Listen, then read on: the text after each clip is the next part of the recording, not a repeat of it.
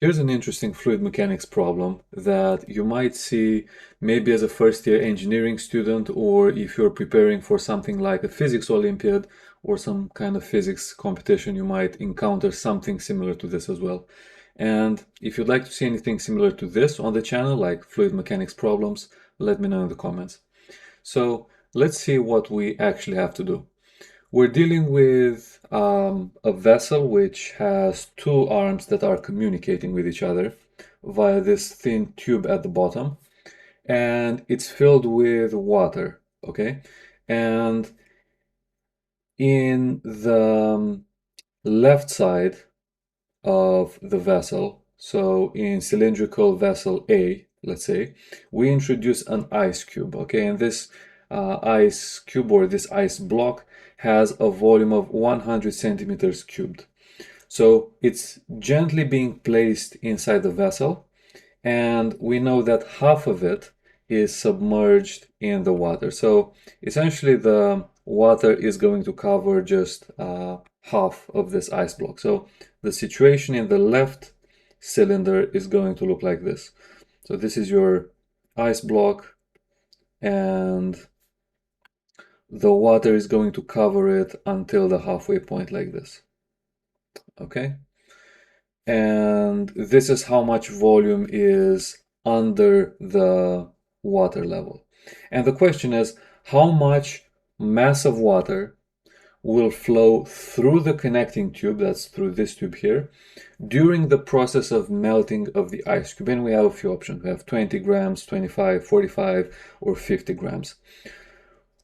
So let's try to understand why the water will flow to begin with. So water will flow through that connecting tube if somehow after the cube has melted, there will be more water in the tank than before, which is true because before the melting takes place, there's only half of the cube which is submerged. So the first thing that I would do here is I would first find out what is the volume of the displaced water.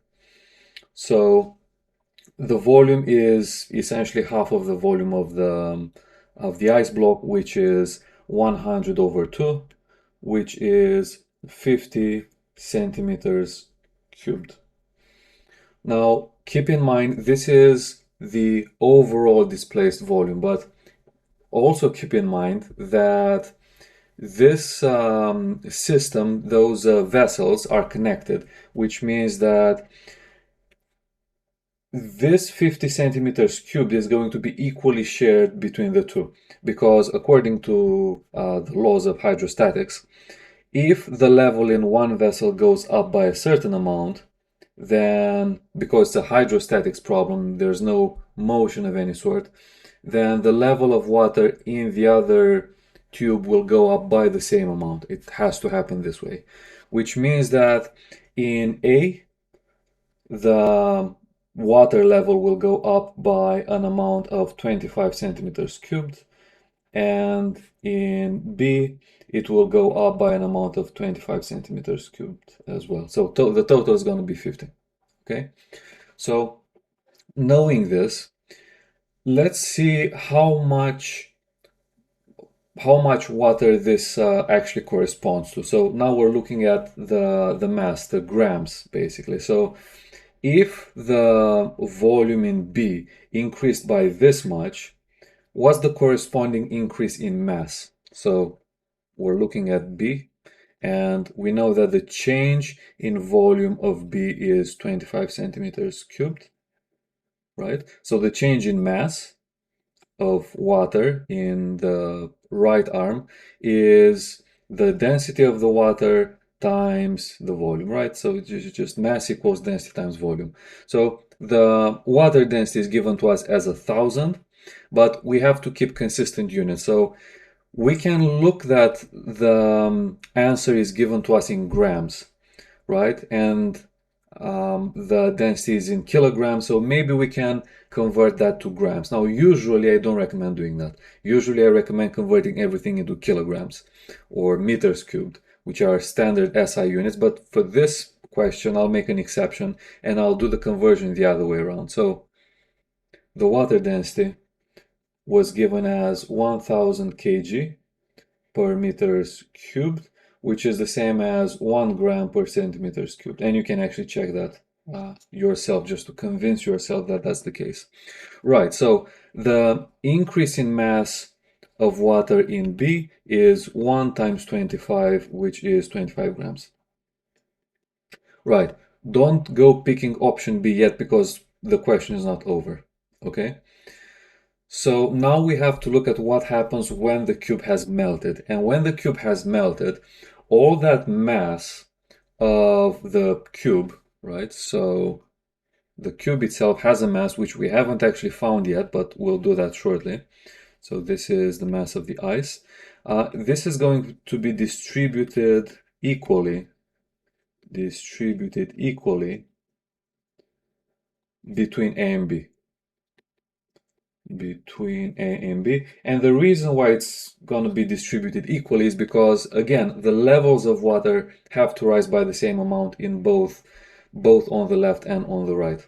So let's actually find out what the mass of the ice is. So the total mass of the ice block is, of course, the density of the ice multiplied by the volume.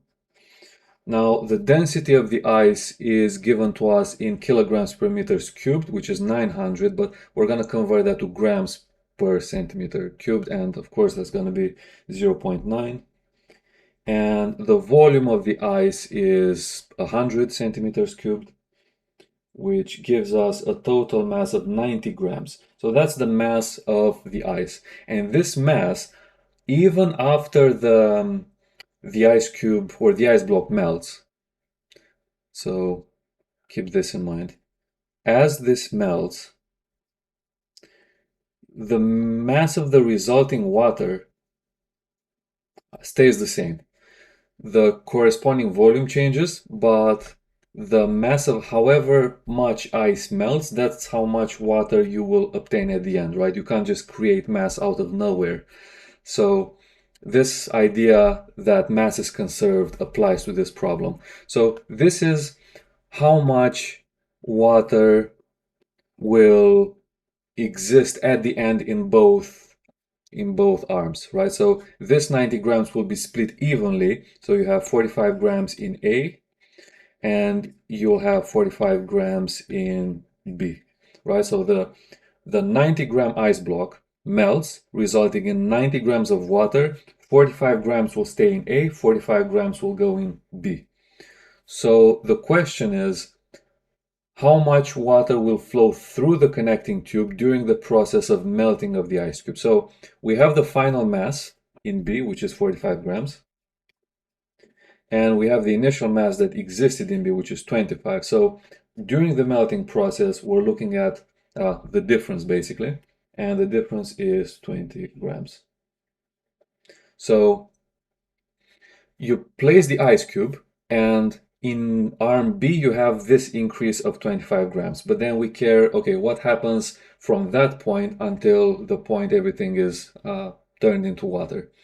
So we have 45 grams in B at the end, we have 25 grams in B before the melting takes place, which means that during the melting phase 20 grams of water have flowed through that connecting tube to reach B. So the answer is A. And that's the end of the question.